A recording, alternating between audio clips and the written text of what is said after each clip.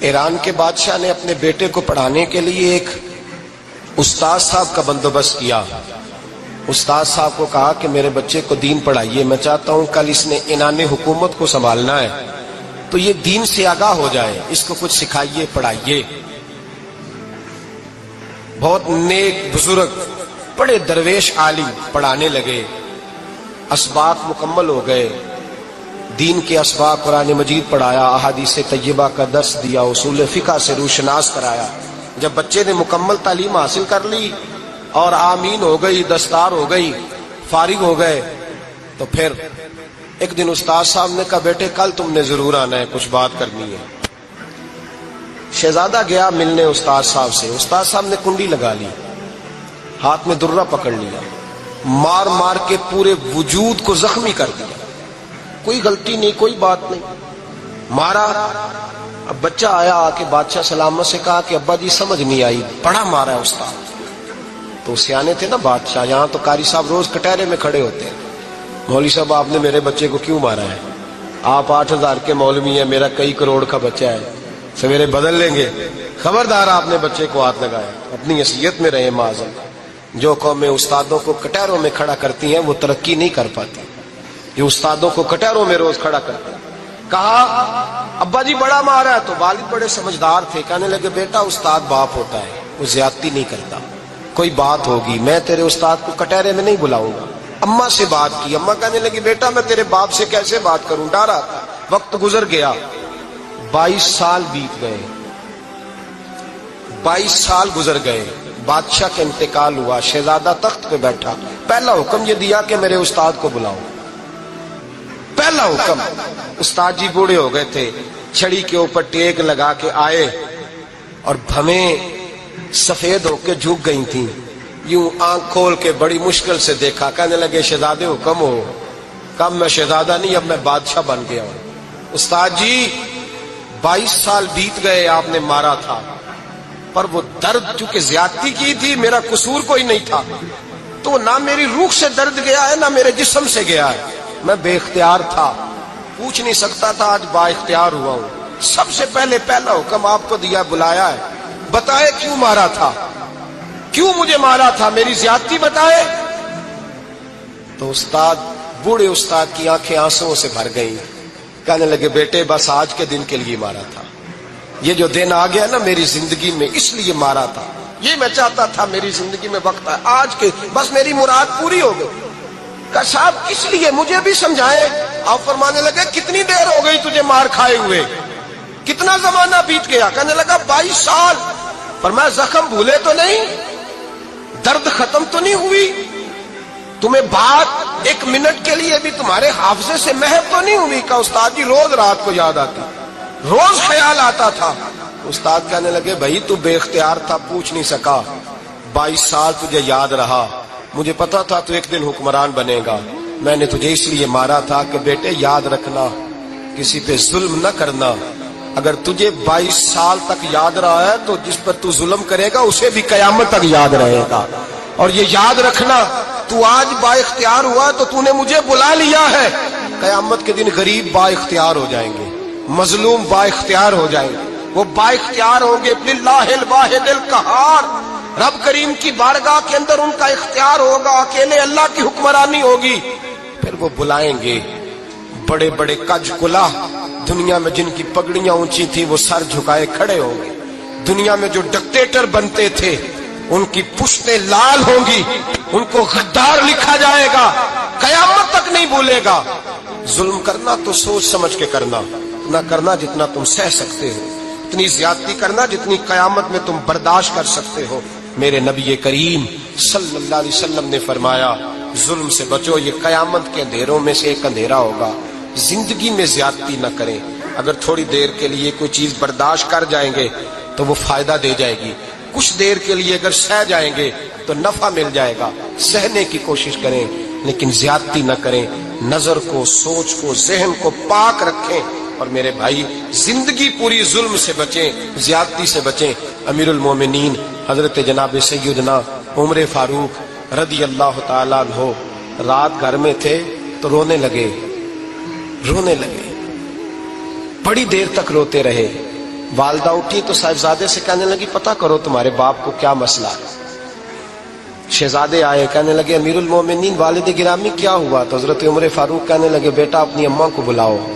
والدہ آ گئیں، کیا بات ہے؟ کچھ طبیعت خراب ہے تو حکیم کا بندوبست کیا جائے۔ تو حضرت عمر کہنے لگے کچھ بھی نہیں، آج مسجد سے نکلا ہوں تو نبی پاک کے صحابہ میری تعریفیں کر رہے تھے۔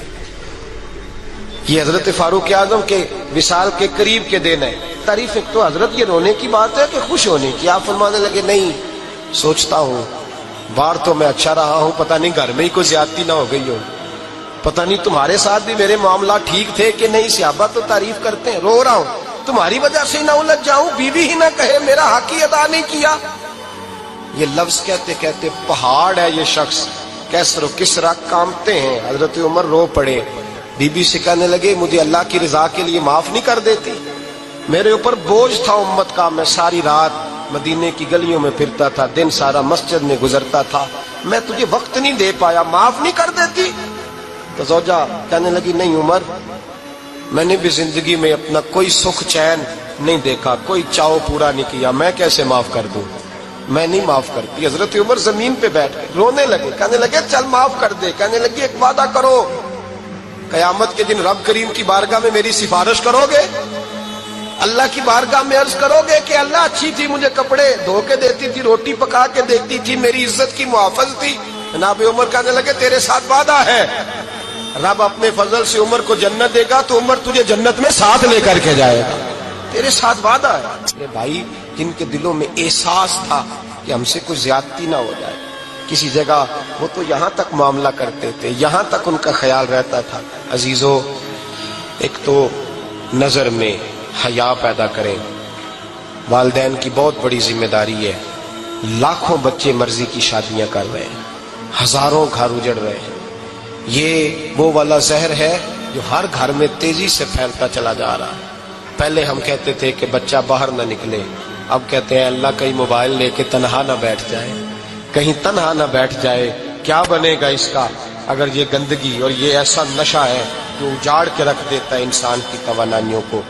ایک تو ذہن کو، طبیعت کو پاک رکھیں، دوسرا زیادتی کبھی نہ کریں۔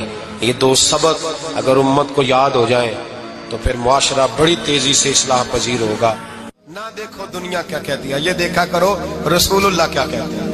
نبی پاک چھوڑ دو ساری دنیا کے دھوکے، سارے فیشن، ساری رسومات، ساری تہمات چھوڑ دو۔ نبی پاک کی غلامی عزت ہے، حضور کی غلامی۔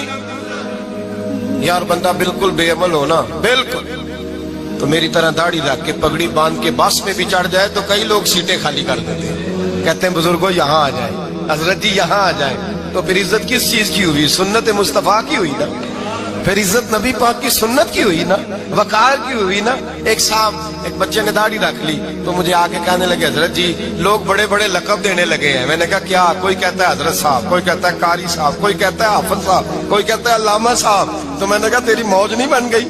4 سالوں میں حفظ ہوتا ہے، تجھے مفت کا لقب مل گیا ہے۔ درس نظامی 8 سال میں ہوتا ہے، مفت کا علامہ بن گیا ہے، تجھے وقار نہیں دے دیا اللہ تعالیٰ نے، عزت۔ میرے اعلیٰ حضرت فرماتے ہیں عزت صاحب طبقات کہتے ہیں، میرے مصطفیٰ کریم سید عالم صلی اللہ علیہ وسلم کے وصال ظاہری کے ایام قریب آئے تو حضور نے سرخ پٹی باندھی، تیز بخار ہے نبی کریم کو، 2 صحابہ سہارا دے کے مسجد میں لائے، نبی پاک علیہ السلام کو بظاہر سہارا دے کے لایا گیا۔ کریم رسول نے لوگوں کو جمع کیا، حضور آج کیا ہونے والا ہے، آج کیا کہا جائے گا، آج کس لیے میٹنگ بلائی ہے؟ نبی کریم کے کل صحابہ جب مسجد میں جمع ہوئے تو کھچا کھچ مسجد بھری ہے۔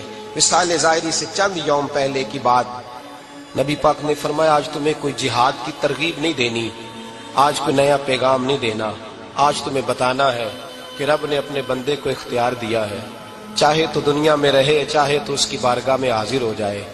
اس عبد نے بارگاہ ربوبیت کی طرف لوٹنے کا ارادہ کر لیا ہے۔ حضرت صدیق اکبر رونے لگے تو صحابہ نے کہا تمہیں کیا ہوا؟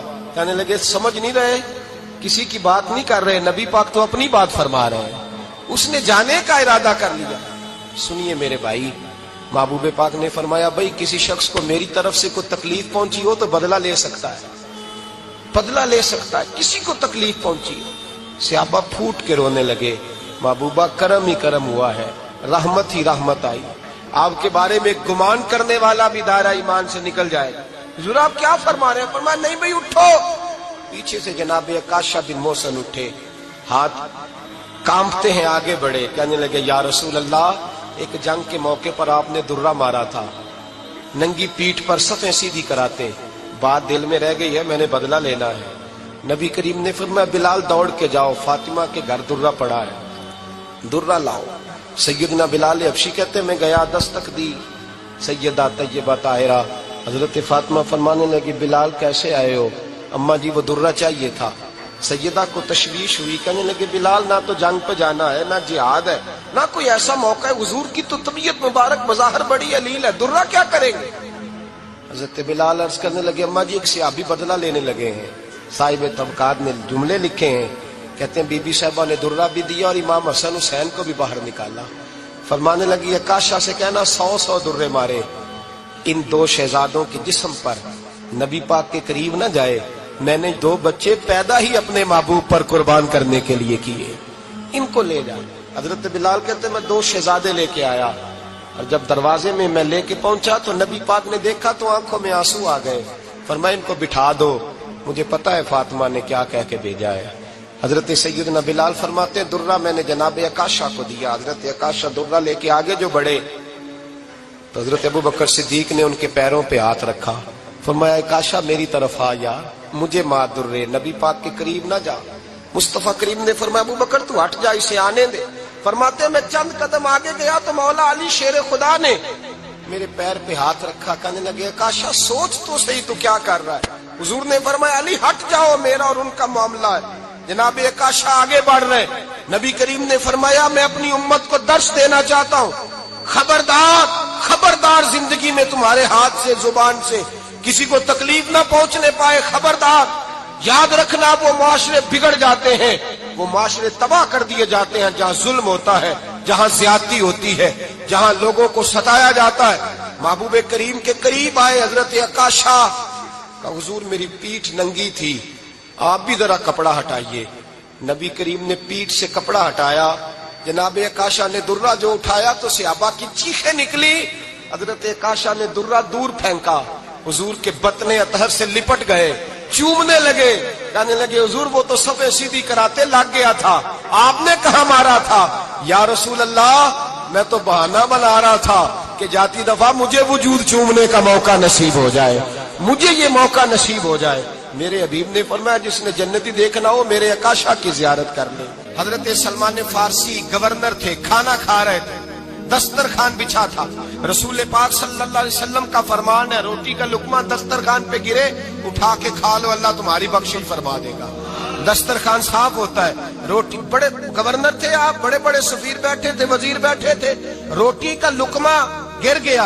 आज तो लोग फैशन में इज्जत ढूंढते हैं ना, वकार ढूंढते हैं कि मैं जदीद दुनिया के साथ मिल जाऊं, मैं माज अल्लाह लड़की लड़के इकट्ठे बिठा के मंगनी करूं तो मैं मॉडर्न शुमार हो जाऊंगा, मैं बड़े बड़े ढोल बजाऊं तो मॉडर्न बनूंगा, मैं अगर मेहंदी पे सारे तमाशे कर डालूं तो मैं मॉडर्न हूं। देखो इज्जत किस बात में। हजरत सलमान फारसी रोटी खा रहे थे, सफीर वजीर न जाने बड़े बड़े लोग बैठे थे, खाना खाते खाते लुकमा गिरा दस्तरखान पे। हजरत सलमान फारसी ने समेटा, मुंह में रखा, फिर उंगली मार के दस्तरखान साफ किया। एक सहाबी कान में कहने लगे सलमान क्या कर रहे हो, क्या कर, आप गवर्नर है, सोचिए तो सही, ये लोग क्या कहेंगे दुनियादार के मुसलमानों को रोटी नहीं मिलती, उठा उठा के खा रहे।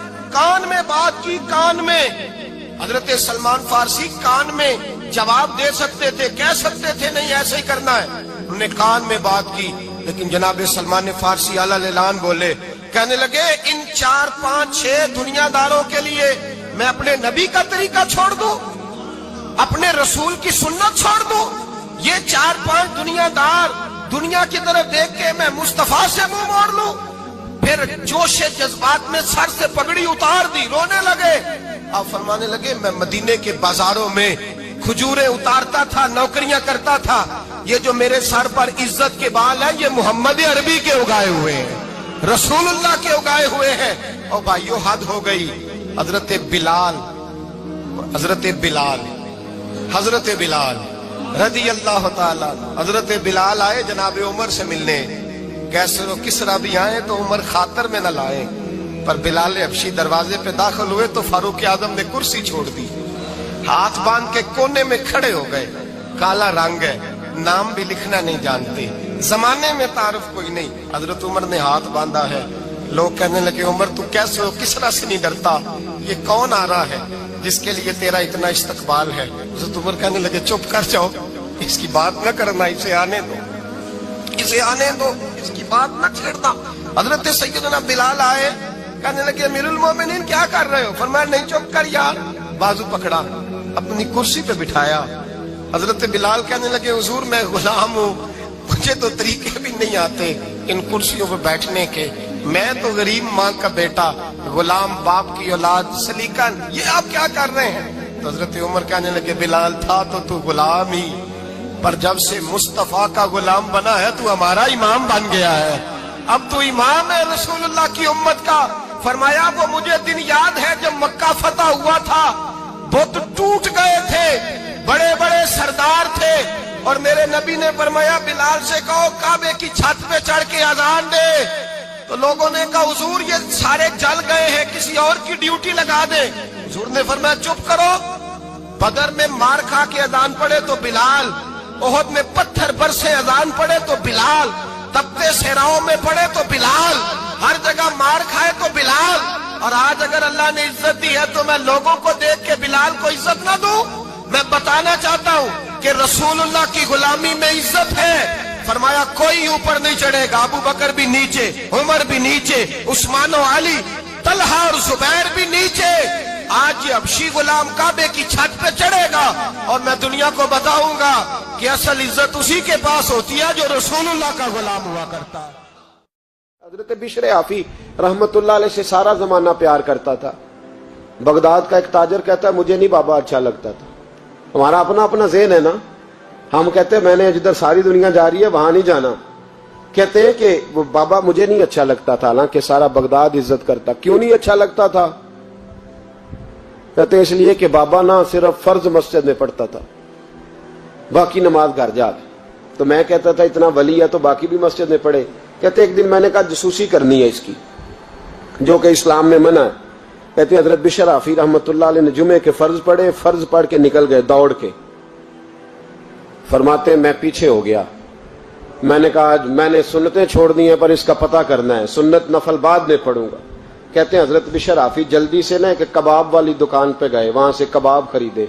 और मैंने कहा बूढ़े की उम्र देखो और इसके जायके देखो, इस उम्र में भी कबाब खाएगा। ओए होए, मौलवी को रोटी ने सताया था इसलिए सुन्नत और नफल छोड़ आया है। कहते हैं थोड़ा सा वो आगे बढ़े तो नान भाई की दुकान से ना नान खरीदे। मैंने कहा देखो यार, देखो इसके जायके, गरम नान खाएगा। बहुत सारे लोग बगदाद में रात की रोटी खाते पर ये गरम खाता है। कहते हैं हजरत वो नान और कबाब लेके ना जंगल की तरफ मुड़े तो मेरे दिल में ख्याल आया यार बड़ा ही इस आदमी का अजीब जहन है, ये अब सब्जे पे बैठ के यहाँ मौज करेगा, खाए पिएगा और सुन्नत नफल छोड़ दी। अल्लाह हजारों मुरीद है।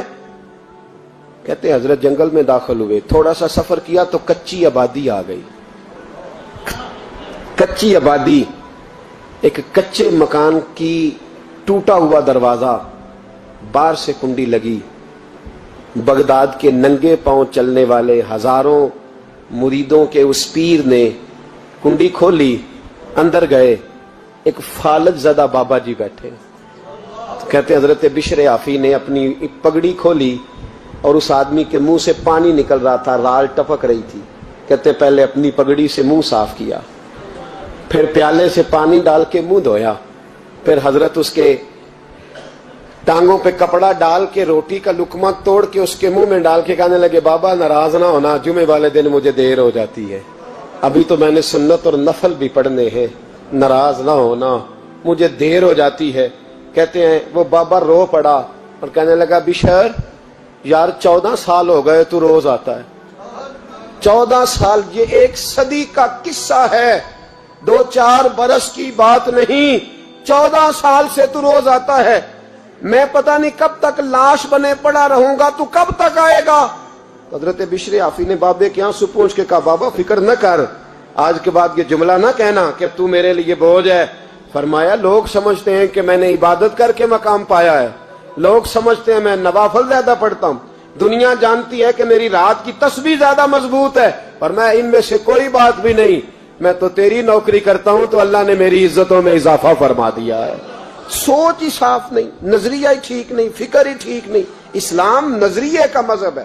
حضرت آدم سے لے کر جناب عیسیٰ تک آپ سارے انبیاء کو پڑھ لیں، وہ سارے یہی کہتے رہے کہ اللہ کے رسول آنے والے ہیں، اللہ کے رسول آنے والے ہیں، وہ آنے والے ہیں۔ پر فرق کتنا ہے، وہ کہا کرتے تھے آنے والے ہیں اور ہم کہہ رہے ہیں کہ آ گئے ہیں۔ وہ مسلمان تو چھوٹا سمجھتا ہے، تو شاید ہلکا جانتا ہے، ہوش کر اور اپنے اندر کے مصطفیٰ کریم کے اس غلام کو بیدار کر۔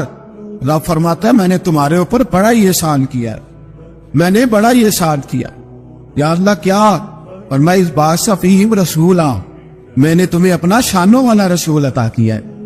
دیکھو تو لوگ کہتے ہیں ہمیں بھی بڑی خوشی ہے، ہمیں بھی میلاد نہیں ہم مناتے، خوشی ہمیں بھی بڑی ہے، پر جلوس میں ہم نہیں جاتے۔ میں دردمندانہ سوال ہے بھئی، ہمیں کیسے پتا چلے گا تمہیں خوشی ہے؟ خوشی ہو تو کیسے پتا چلے گا؟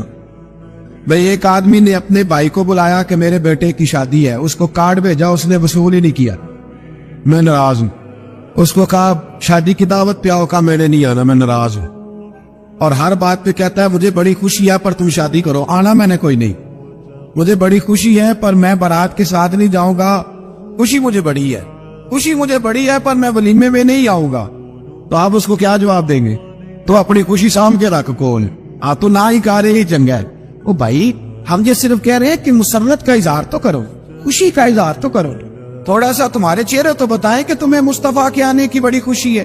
اور یاد رکھو یہ میلاد شریف کا موقع پوری امت مسلمہ کو پیغام دیتا ہے، اور یہ موقع عالم کفر تک یہ پیغام پہنچاتا ہے کہ یہ قوم آج بھی سب سے زیادہ جڑی ہے تو اپنے نبی کے قدموں کے ساتھ جڑی ہوئی ہے۔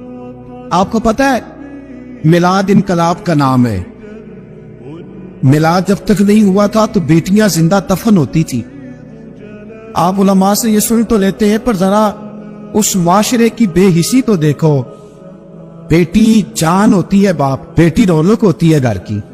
او بھائی بیٹی جو اتنے وقار والی ہوئی تو آپ پڑھیے نا، حضرت داعیہ قلبی کہتے ہیں میں موجود تھا جب وہ شخص آیا تھا، لوگ 12 ربیع الاول کے اس معاملے کو معمولی واقعہ سمجھنے لگے۔ نہ بھائی ہم تمہیں پیغام دے رہے ہیں، یہ معمولی واقعہ نہیں۔ حضرت داعیہ قلبی کہتے ہیں اس شخص نے آ کے عرض کی یا رسول اللہ صلی اللہ علیہ وسلم میں نے 100 بچی زندہ دفن کی ہے، زندہ دفن۔ اور کہتے ہیں میری اپنی بیٹی، میں سفر پہ تھا تجارت پہ، تو میرے پیچھے سے میرے گھر میں بیٹی ہو گئی، میری بیوی نے اپنے میکے جا کے چھپا دی، میں واپس آیا تو اس نے کہا بچہ ہوا تھا فوت ہو گیا، میں نے دفن کر دیا۔ جب بچی 4-5 سال کی ہوئی تو مجھے پتا چلا میری بیٹی ہے۔ کہتے میں اسے لایا اور میں نے اسے کہا میں تیرا باپ ہوں، تجھے تحفہ دے کے دوں گا، کھانا کھلاؤں گا۔ کہتے وہ میرے بالوں سے کبھی لپٹتی، کبھی میرے سینے پہ ہاتھ رکھتی، کبھی میرا ماتھا چومتی، پر میں اسے لے گیا اور لے جا کر میں نے گڑھا کھودا، اور اس گڑھے میں اس بچی کو جب رکھا، اس نے باہر آنا چاہا تو میں نے اس کے سر پہ ضرب لگائی، جب چوٹ لگائی تو وہ دوبارہ گڑھے میں گری۔ میرا ویسے وجدان کہتا ہے کہ جب سے میلاد ہو گیا ہے، آج کسی باپ کی بیٹی اگر چارپائی سے گر جائے تو شاید وہ ساری رات سو نہ سکے کہ بچی گر گئی ہے میری۔ کہتے میں نے چوٹ لگائی سر پہ، خون بہا تو وہ گری، میں نے مٹی ڈالی، وہ ابا جی کہتی رہی۔ داعیہ قلبی کہتے وہ بتا رہا تھا، اور نبی کریم بار بار اپنی چادر کا پلو اٹھاتے تھے اور اپنے آنسو پوچھتے تھے، بار بار چادر کا پلو اٹھاتے تھے اور آنسو پوچھتے تھے، بار بار اٹھاتے تھے آنسو پوچھتے تھے۔ حضرت داعیہ قلبی کہتے حضور نے پوچھا تیری جرت کیسی ہوئی، تو حوصلہ کہاں سے لایا؟ اس نے کہا محبوبہ پتہ نہیں، لیکن قربان جاؤں یا رسول اللہ صلی اللہ علیہ وسلم، میں نے آج سویرے آپ کے ایک صحابی کو یہ کہتے سنا ہے کہ وما ارسلناک الا رحمتا للعالمین، تو وہ یہ رحمتا للعالمین کے لفظ ہے، یہ تو میں نے اپنی مرتی ہوئی بیٹی سے سنے تھے۔ تو آج جب میں نے اس کی زبان سے سنے تو میں نے کہا تو انہیں جانتا ہے؟ کہا جانتا ہوں۔ کہا مجھے بھی لے چل۔ تو حضور میں آپ کے دروازے آیا ہوں، رب معاف کر دے گا؟ تو میرے حبیب نے فرمایا چل پڑھ کلمہ، جو میرا کلمہ پڑھ دے اللہ اس کے سارے گناہ معاف کر دیا کرتا ہے۔ بھائی غلاموں کے ساتھ ظلم، حضرت بلال حبشی حضرت بلال کے بارے میں بڑے واقعات ملتے ہیں. ایک واقعہ بڑا منفرد لکھا ہے کتابوں میں. حضرت بلال سے لوگوں نے کہا آپ نبی پاک سے متاثر کیسے ہوئے؟ تو جناب بلال کہنے لگے میں زیادہ لوگوں کو، مکے کے لوگوں کو جانتا ہی نہیں تھا، جو کہ میری ڈیوٹی تھی گھر میں کام کرنے کی، اور مجھے سخت سزا ملتی تھی امیہ بن خلف کی طرف سے. بلکہ تحقیق یہ ہے کہ یہ عبداللہ بن جدعان کے غلام امیہ بن خلف نے تو جب انہوں نے کلمہ پڑھا تو پھر خریدا. عبداللہ بن جدعان کہنے لگا میں فارغ نہیں، آپ لے لیں، آپ اس کو سزائیں دیں. تو کہتے میں ان کے گھر میں ہوتا تھا تو میں تو زیادہ لوگوں کو جانتا ہی نہیں تھا، کبھی مجھے موقع ہی نہیں ملا تھا باہر نکلنے. ہماری غلاموں کی کوئی زندگی نہیں ہوتی. آج تو ہر آدمی کہتا ہے نا میں کچھ چودھری سے لے کے کھاتا ہوں. یہ جو تیرے اندر حوصلہ ہے نا، یہ میرے رسول نے تجھے عطا فرمایا ہے، یہ میرے نبی نے تجھے دیا ہے، ورنہ تو غلام بکا کر. یہ حوصلہ تجھے رسالت مآب نے دیا. حضرت بلال کہتے میں ایک دن مجھے بخار چڑھ گیا بڑا تیز، میں لوگوں کو جانتا نہیں تھا. فرماتے مجھے تیز بخار چڑھ گیا تو ٹھنڈ بڑی سخت تھی. میرے مالک نے مجھے کئی کلو جو دیے پیسنے کو چکی پہ. کہتے میں بیمار تھا تو میں نے کچھ دوائی لی جو اس وقت موجود ہوتی تھی، تو میں نے ایک لحاف لیا، دودھ پیا تو مجھے نیند آ گئی. جب میں سویا تو میرا مالک آ گیا. اس نے آ کر کے مجھے سوئے ہوئے دیکھا تو کھینچ کر کمبل اتارا، رضائی اتاری، لحاف اتارا. کہنے لگا اب تیری سزا یہ ہے کہ تو کھلے میدان میں بیٹھے گا، وہاں چکی پیسے گا، اور دوسری سزا یہ ہے کہ تجھے قمیض پہننے کی بھی اجازت نہیں. حضرت بلال کہتے تیز بخار، ٹھنڈ کا عالم، اور جب میں چکی پیس رہا تھا تو رو رہا تھا اور میں پوچھ رہا تھا خدایا ہمارے نصیب. سیدنا بلال حبشی رضی اللہ تعالیٰ عنہ فرماتے ہیں میرے دروازے کے قریب سے رسول پاک گزرے اور مجھے ہائے ہائے کرتے دیکھا تو دستک دی. میں نے کہا کون ہے؟ دروازہ کھلے آ جاؤ. محبوب اندر آئے تو پوچھنے لگے کیوں رو رہے ہو؟ میں نے کہا جاؤ اپنا کام کرو، یہاں دکھ سارے پوچھتے ہیں، مداوع کوئی نہیں کرتا. کہتے میں نے سخت جملے کہے معاذ اللہ. حضور چلے گئے اور جب حضور جا رہے تھے تو میں کہہ رہا تھا بس جا رہے ہو نا، میں نے پہلے ہی کہا تھا جاؤ. کہتے قربان جاؤں. تھوڑی دیر گزری تو اللہ کے رسول کے ہاتھ میں گرم دودھ کا پیالہ تھا، کھجوریں تھی. حضور تشریف لائے اور کریم رسول نے مجھے کھجوریں دی، دودھ پلایا اور کہا چل جا کمبل میں بیٹھ جا. تو میں نے کہا چکی کون پیسے گا؟ وہ تو بڑا مارے گا. کہتے ہیں لوگوں اس نبی کا میلاد اور معراج بھول نہ جانا، اس رسول پاک کی محبتوں میں کمی نہ آنے دینا، اس محبوب کا نعرہ ساری دنیا میں لگا دینا. فرماتے میرے حبیب کے میں قربان جاؤں. مصطفیٰ کریم نے فرمایا تو بیٹھ رضائی میں اور آج تیرے حصے کی چکی میں پیسوں گا. کہتے ساری رات حضور چکی پیستے رہے، ساری رات. سویرے میں اٹھا اور میرے حبیب پاک نے مجھے وہ سارا کچھ دیا اور خود چلے گئے. اگلی رات پھر